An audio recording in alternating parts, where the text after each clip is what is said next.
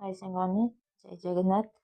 ଜୟ ଜଗନ୍ନାଥ କହୁ ଆଜି ମୁଁ ଆସି ପହଞ୍ଚିଛି। ଏଠି ଗୋଟେ ଜଗନ୍ନାଥ ମନ୍ଦିର ବନା ଚାଲିଛି, ଯେହେତୁ କାମ ସମ୍ପୂର୍ଣ୍ଣ ସରିନି। ଏଠୁ ସିଂହଦ୍ୱାରରେ ପାହାଚଟି ବନା ହେଇଛି, ବହୁତ ସୁନ୍ଦର ମାନେ ଭଲ ଲାଗୁଛି। ଆମେ ଚାଲିଲୁ ଭିତରକୁ, ଭିତର ଦୃଶ୍ୟ ଦେଖିବା କଣ କେମିତି କାମ ଚାଲିଛି। ଏଇଠି ସବୁବେଳେ ଆସେ, ବୁଲିକି ଯାଏ ପ୍ରତି ମକର ସଂକ୍ରାନ୍ତିରେ। ଅନୁଷ୍ଠାନକୁ ବି ଆମେ କିଛି ସାହାଯ୍ୟ କରୁ। ଆଜି ବି ସାହାଯ୍ୟ କରିକି ଭିତରେ ଆସିଛୁ ବୁଲିବା ନେଇକି। ଏଠି ଦେଖ, ଏଇଟା ଭିତର ଗୁଡ଼ା ବଢ଼ିଆ ସୁନ୍ଦର ଭାବରେ କାମ ଚାଲିଛି। ଆଉ ଚାରିଆଡ଼େ ଠାକୁର, ଛୋଟ ଛୋଟ ଠାକୁର ବନା ଚାଲିଛି। ଏଠି ଗରୁଡ଼ ବନା ହେଇଛି, ବଢ଼ିଆ ଲାଗୁଛି।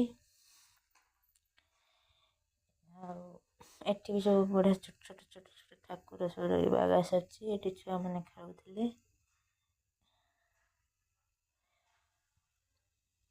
କାମ ତ ସରିନି, କଲର ବି ଦିଆହବ।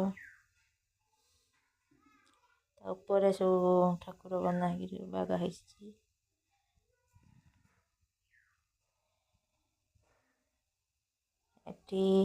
ଏଟା ହଉଛି, ଏଠି ବି ଗୋଟେ ରାଉଣ୍ଡ ବଢ଼ିଆ ଭିତର କାମ ଚାଲିଛି।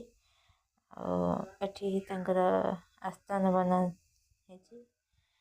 ଏଠି ଜଗନ୍ନାଥ ମହାପ୍ରଭୁଙ୍କର ଫଟୋ ରଖା ହେଇକି ପୂଜା କରାଯାଉଛି। ଯେଉଁମାନେ ବି ଦେଖିପାରୁଥିବେ ସେମାନେ ମୋ ଭିଡ଼ିଓକୁ ଲାଇକ୍ ଓ ସବସ୍କ୍ରାଇବ୍ କରିଦେବେ, ଆଉ କମେଣ୍ଟରେ ଜୟ ଜଗନ୍ନାଥ ଲେଖିଦେବେ। ଆଉ ଯେଉଁମାନେ ଭଲ ପାଉଥିବେ ସେମାନେ ମୋ ଭିଡ଼ିଓକୁ ଲାଇକ୍, କମେଣ୍ଟ, ସବସ୍କ୍ରାଇବ୍ କରିଦେବେ। ରହିଲି, ଜୟ ଜଗନ୍ନାଥ।